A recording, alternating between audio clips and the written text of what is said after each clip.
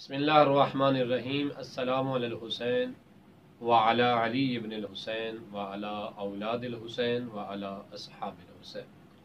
अस्सलामु अलैकुम व रहमतुल्लाहि व बरकातहू। या अली मदद अलैहिस्सलातु वस्सलाम। नाज़रीन मोहतरम, सिलसिलावार गुफ्तगू चल रही थी मदीना से वापसी मदीना तक, और गुजारिश की थी कि मदीना से पहले के जो हालात थे, यानी इमाम हुसैन की रवानगी मदीना से पहले के हालात के मुताल्लिक भी थोड़ी सी आगाही होना ज़रूरी है।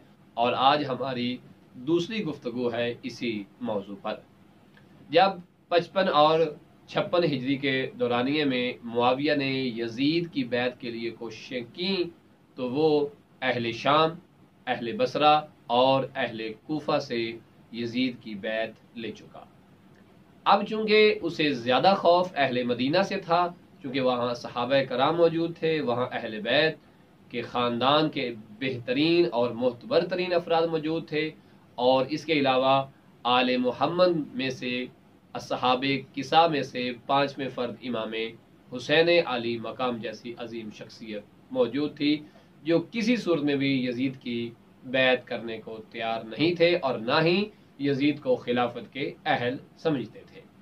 अब मुआविया ने खुद रुख किया मदीना का, और मदीने में आके उसने इन लोगों से मुलाकात की, जिसमें इमाम हुसैन अलैहिस्सलातु वस्सलाम से उसने जब मुलाकात की तो यजीद की बैत के मुताल्लिक कहा। जब इमाम ने बिल्कुल वाज़े अल्फाज में इनकार किया, तो इसने बड़ी ही अजीब हरकत करते हुए इमाम से कहा कि मैं आपका खून बहता हुआ देख रहा हूँ।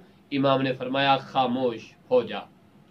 इसके बाद इसने रुख किया अब्दुल्ला इब्न ज़ुबैर की तरफ, फिर इसने रुख किया अब्दुल्ला इब्न उमर की तरफ, और उससे मुखातिब होकर कहा कि तू यजीद की बैत कर, तू सलार है और तू कायद है इस जमात का।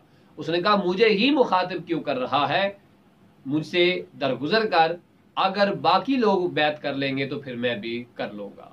इसके बाद मुआविया जो था ये मतवज्जे हुआ हज़रत उमर के बेटे अब्दुल्ला इब्ने उमर की तरफ, और इसके अलावा दीगर लोगों की तरफ भी इसने कोशिश की ताकि वो लोग यजीद की बैत करें। हत्ता कि हज़रत इब्ने अब्बास की तरफ भी इसने रुख किया ताकि यजीद की बैत के लिए आमादा किया जाए, जबकि इब्ने अब्बास ने कहा कि असहाबे किसा में से खामिस यानी 5वीं शख्सियत मौजूद है इमाम हुसैन अलैहिस्सलाम, उनसे बढ़कर खिलाफत का हकदार और कौन हो सकता है।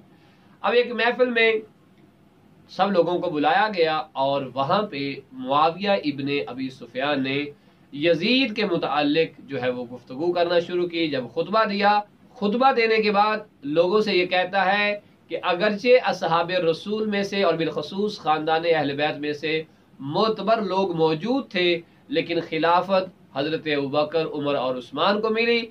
अब जब खिलाफत मुझ तक पहुंची है तो मैं ये चाहता हूं कि उम्मत में इख्तलाफ न हो और खिलाफत एक बेहतरीन खलीफे को दे दी जाए, और वो खलीफा मेरी नज़र में बेहतरीन खलीफा जो है वो कौन है। मुआविया कहते हैं मेरी नज़र में वो यजीद इब्ने मुआविया इब्ने अबी सुफियान है, और कसम खा के कहता है कि यजीद पाक दामन है, वो परहेजगार है, उसे तो अल्लाह की इबादत से जो है वो फुर्सत ही नहीं मिलती।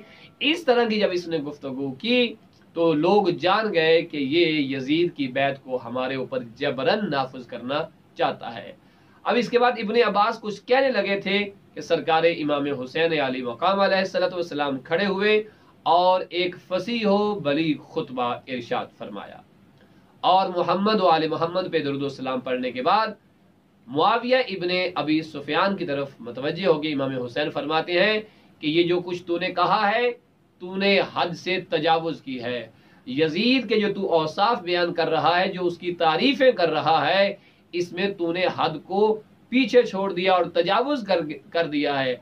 अगर तूने यजीद की तारीफ की है तो फिर तुझे ज़नाकारों की भी तारीफ करनी चाहिए, तुझे बदमाश और अयाशी करने वाले लोगों की भी तारीफ करनी चाहिए। दर हकीकत इमाम उसे बताना चाह रहे हैं कि जो तू तारीफें अपने बेटे की कर रहा है, दर हकीकत वो शख्स जो तेरा बेटा है यजीद इब्ने मुआविया इब्ने अबी सुफियान है, वो अय्याश है, وہ زناکار ہے، وہ اعلانیہ شراب پیتا ہے، وہ اعلانیہ کتوں کے ساتھ کھیلتا ہے، بندروں کے ساتھ کھیلتا ہے اور اعلانیہ حرام جانوروں کا شکار کرتا ہے، اس میں کوئی بھی ایسی خصوصیت نہیں ہے کہ اسے مسلمانوں کے اوپر نافذ کیا جائے، دین محمدی کی کفالت یزید کے حوالے کر دی جائے۔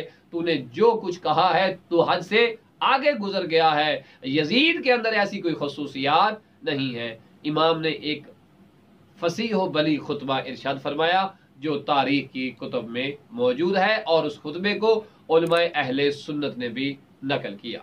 امام علی مقام علیہ السلام کے اس اعلانیہ انکار کے بعد اب معاویہ ابن ابی سفیان کو یہ اندازہ ہو گیا کہ نہ عبداللہ ابن عمر جو ہے وہ بیعت کرے گا، نہ عبداللہ ابن زبیر، اور بالخصوص حسین ابن علی کی موجودگی میں میرا بیٹا یزید ابن معاویہ ابن ابی سفیان جو ہے وہ کبھی بھی مسلمانوں کا کاملاً خلیفہ نہیں بن سکتا۔